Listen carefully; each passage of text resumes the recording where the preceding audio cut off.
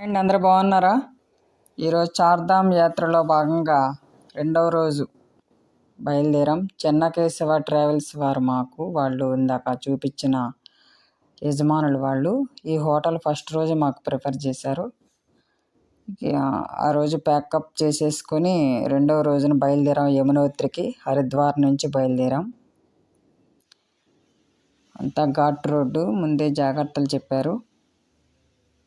టిఫిన్లు అన్నీ తినేసేసి మేము బయలుదేరాం.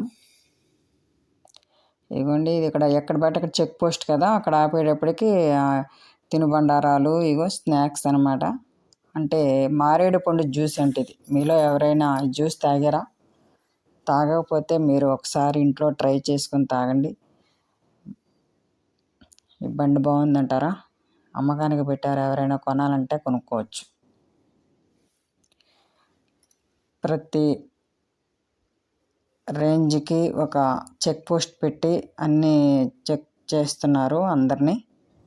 పోలీసులు లోపల బస్సుకు వచ్చి కూడా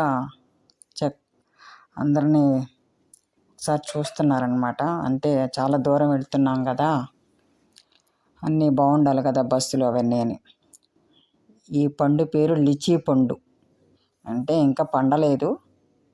ఫ్రూట్ అయితే బాగుంది.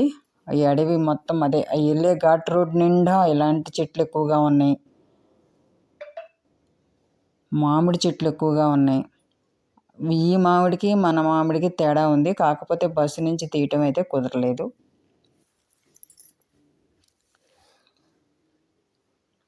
మీకు కనిపిస్తున్న నది కనిపిస్తే కనుక అది యమునా నది. ఇదిగోండి ఎక్కడ పడితే అక్కడ పోలీసులు చెక్ పోస్టు దాటి మేము బార్కోట్కి ప్రయాణం చేస్తున్నాం. మాకు అక్కడ హోటల్లో ఇచ్చారు బార్కోట్లో. గురువారం రోజున యమునోత్రి ప్రయాణం. మాకు